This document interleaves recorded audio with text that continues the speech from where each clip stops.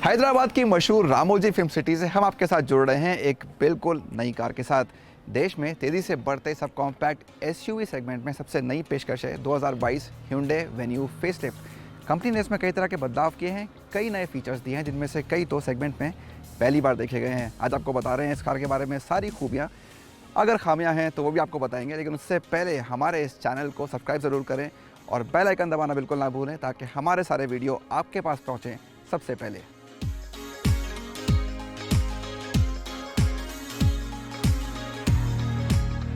साल 2019 में देश में पहली बार लॉन्च होने के बाद से Hyundai Venue कंपनी के लिए एक बेहद कामयाब कार रही है। ये ब्लू लिंक कनेक्टिविटी तकनीक पाने वाली भी कंपनी की पहली कार थी।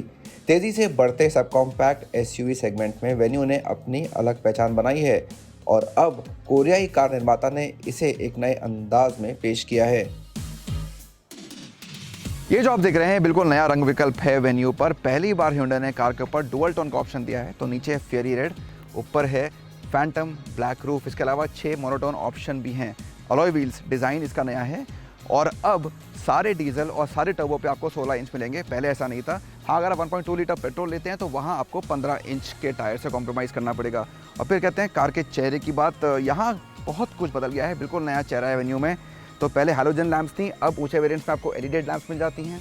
ये पैरामेट्रिक जूअल पैटर्न ग्रिल है, आपने नई 200 में देखी है जो जल्दी देश में आएगी, उसको कॉपी करके यहाँ कोशिश की गई है उस तरह का लुक देने की। हालांकि डीआरएल्स अलग हैं, वो ग्रिल का हिस्सा नहीं है, तो वो एक अहम चीज़ है इस कार के फेस पे। और फिर देखते हैं कि वेन्यू पीछे से कैसी है। एक बहुत बड़ा बदलाव इसकी नई टेल लैंप्स, इसको बोलते हैं एच पैटर्न टेल लैंप्स। ये यहाँ से शुरू होकर पूरा एक कनेक्टिंग लाइट बार से वहाँ तक जाती हैं। हाँ, आपको सारे वेरिएंट में तो नहीं मिलेंगी, लेकिन निचले वेरिएंट्स में भी आपको यहाँ पे एक रिफ्लेक्टर स्ट्रिप मिल जाएगा। तो लुक आपको ऐसा ही मिलेगा चाहे आप जो भी वेरिएंट कार का खरीदें।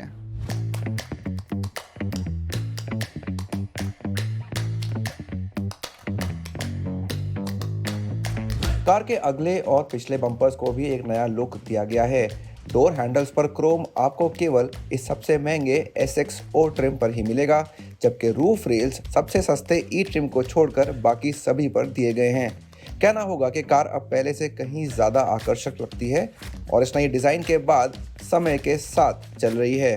हाँ, इसका पिछला हिस्सा आपको सेगमेंट की कुछ अन्य कारों की याद दिला सकता है। अब चलते हैं नई वेन्यू के कैबिन की ओर। नई वेन्यू के कैबिन में काफ़ी कुछ नया है और इसमें से ज़्यादातर आपको पसंद आने वाला है। फीचर्स पहले से बढ़ गए हैं, टेक्निक पहले से बेहतर हो गई है, तो काफ़ी कुछ एक मॉडर्न ज़माने के एहसास से आपको यहाँ पे दिया गया है। सबसे पहले बात करते हैं डिजिटल क्लस्टर की। डिजिटल है जैसा मैंने बोला, और फुल डिजिटल है तो अच्छी बात है, पहले कार में नहीं था। और इसमें आप अलग अलग रंग भी चुन सकते हैं, वो एक अच्छी चीज़ है। टर्बो वेरिएंट में आपके ड्राइव मोड्स उससे कनेक्टेड होते हैं रंग से, लेकिन आप उसको डिस्कनेक्ट भी कर सकते हैं और अपने हिसाब से अपना रंग चुन सकते हैं। फिर बात करते हैं इसकी टच स्क्रीन की। 2 तरह की टच स्क्रीन है। सबसे महंगा वेरिएंट जिसमें हम बैठे हैं, इसमें ब्लू लिंक तकनीक भी आती है। और जब Hyundai ने पहली बार वेन्यू को लॉन्च किया था तब इसमें करीब 33 फीचर्स थे ब्लू लिंक में। आज वो बढ़ के तकरीबन 64 हो गए हैं, तो मामला दोगुना हो गया है 3 सालों में, वो एक अच्छी बात है। इसके साथ आपको मिलता है एंड्रॉयड ऑटो, एप्पल कारप्ले, लेकिन वायरलेस नहीं है, वायर्ड है। जो कार के बाकी वेरिएंट्स हैं बेस के अलावा, उसमें आपको एक दूसरी 8 इंच की स्क्रीन मिलती है। उसके साथ आपको वायरलेस एंड्रॉयड ऑटो और एप्पल कारप्ले मिल जाता है। टेक्निक की बात करते हैं, कंपनी ने कार में एक बहुत बढ़िया फीचर ऐड किया है, वो है car to home Alexa connectivity. इसका मतलब ये है कि घर बैठे बैठे आप वॉइस कमांड्स के ज़रिए कार में काफ़ी कुछ कर सकते हैं। इसका इंजन भी स्टार्ट कर सकते हैं, वो एक अच्छी चीज़ है। तो कुल मिलाकर टेक्निक के मामले में कार डेफिनेटली पहले से बेहतर हो गई है। कुछ और अच्छे फीचर्स हैं। इलेक्ट्रिक सीट है ड्राइवर की, सेगमेंट में आपको किसी और कार में नहीं मिलेगी। साथ ही आपको वायरलेस चार्जर वेन्यू में दिया गया है। जो एयर प्योरीफायर है यहाँ आर्मरेस्ट में इंटीग्रेटेड है, पहले ऐसा नहीं था, पहले कप होल्डर्स में था, तो वो भी एक अच्छी चीज़ है। इसके अलावा क्लाइमेट कंट्रोल तो है ही, सनरूफ भी है।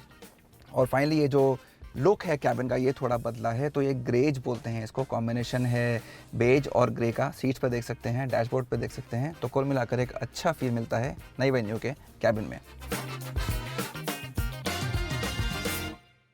कार की टच स्क्रीन अब आपको 10 भारतीय और 2 अंतर्राष्ट्रीय भाषाओं में जानकारी देती है, जो बहुत ही काम की चीज़ है। इसके अलावा Hyundai ने कार में एम्बियंट साउंड्स ऑफ नेचर की पेशकश की है, जो हमने आपको पहले भी कंपनी की कुछ महंगी कारों में दिखाए हैं। ये तनाव भरे माहौल में ड्राइवर को थोड़ा सुकून देते हैं। अब आपको कार में ओवर द एयर अपडेट्स और एम्बियंट लाइटिंग भी मिल जाएगी। साथ ही अब कंपनी ने यहाँ ढेर सारी एम्बेडेड वॉइस कमांड्स भी दी हैं, जिससे आप कई फीचर्स को चला सकते हैं। Open sunroof. Opening the sunroof.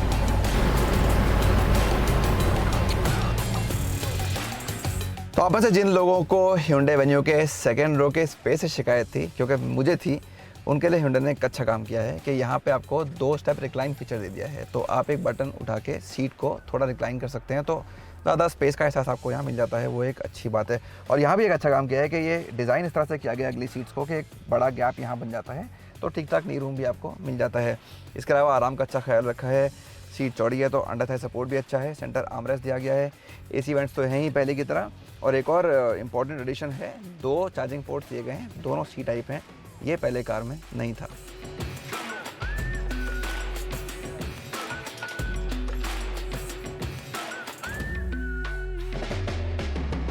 कुल मिलाकर कार में सबसे बड़े बदलाव फीचर्स और तकनीक के मामले में ही हैं, और इसके बाद ये आपको और ज़्यादा लुभाएगी। हाँ, इनमें से कई आपको केवल महंगे वेरिएंट्स में ही मिलेंगे।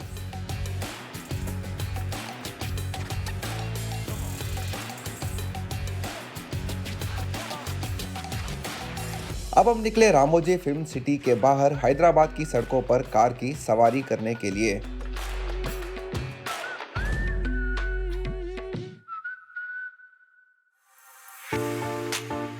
तो पहले की तरह ही चुनने के लिए आपके पास नई वेन्यू में ढेर सारे इंजन और गेयरबॉक्स विकल्प हैं। तो 3 इंजन हैं, जिसमें 2 पेट्रोल हैं, 1 डीजल है। 2 पेट्रोल में से 1 टर्बो है।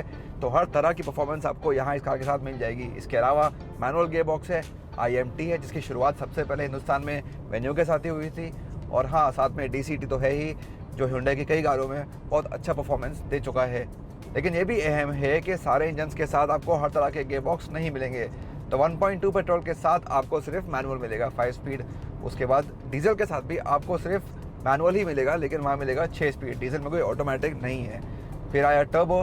टर्बो में आपको कोई मैनुअल नहीं मिलेगा। यहाँ पे आपके पास चुनने के लिए या तो DCT है या तो IMT है। फिलहाल मैं DCT चला रहा हूँ, तो या तो ये चुनिए या तो टर्बो लेना है तो IMT चुनिए। यहाँ आपको मैनुअल नहीं मिलेगा।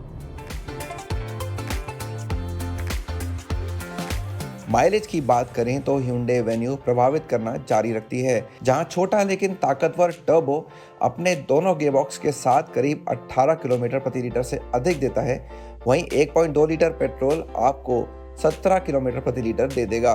डीजल में ये आंकड़ा सबसे अधिक है, यानी 22 किलोमीटर प्रति लीटर, जो Venue को सेगमेंट में सबसे अधिक माइलेज वाली कारों में से एक बनाता है।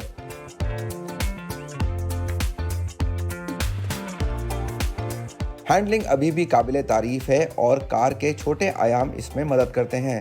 सवारी से भी आपको कोई शिकायत नहीं होगी और पहले की तरह ही आपका सफर आराम से कट जाएगा। खराब सड़कों पर भी कार का सस्पेंशन अपना काम बखूबी करता है।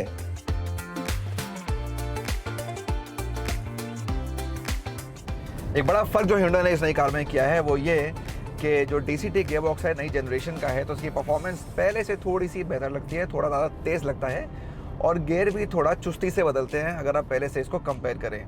साथ ही कंपनी ने इसमें ड्राइविंग मोड्स भी दे दिए हैं। तो इको, नॉर्मल और स्पोर्ट नाम के 3 ड्राइविंग मोड हैं, जो आपको सिर्फ DCT में ही मिलेंगे और कहीं नहीं मिलेंगे, IMT में भी नहीं मिलेंगे। उसका ये जो टॉगल स्विच है यहाँ गियर लीवर के जस्ट नीचे लगा हुआ है, तो आराम से आप मोड्स बदल सकते हैं। इसके साथ ही आपके जो डिजिटल क्लस्टर है उसके रंग भी बदल जाते हैं मोड्स के साथ।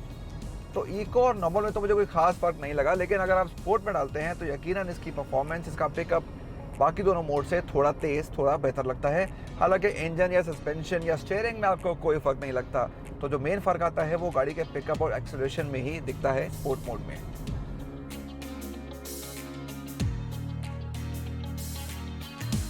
स्पोर्ट मोड में पैडल शिफ्टर्स ड्राइविंग के अनुभव को और भी मज़ेदार बना देते हैं। Hyundai Venue में सुरक्षा की कमी नहीं है, जो अच्छी बात है। पिछले मॉडल को मिली ग्लोबल NCAP की 4 स्टार रेटिंग इसका प्रमाण है। 6 airbags, tyre pressure monitoring system, brake assist system, hill hold assist और बच्चों के लिए आइसोफिक्स एंकरेज जैसे फीचर्स आपको यहाँ मिल जाएंगे। 2 एयरबैग्स ABS के साथ EBD, पार्किंग सेंसर्स और आइसोफिक्स स्टैंडर्ड तौर पर दिए गए हैं। अब बात करते हैं कीमतों की। नई Venue को 7,53,000 रुपये एक शोरूम की कीमत पर लॉन्च किया गया है और इस सबसे महंगे मॉडल की कीमत है 12,72,000 रुपये। यानी कार पहले से थोड़ी महंगी हो गई है।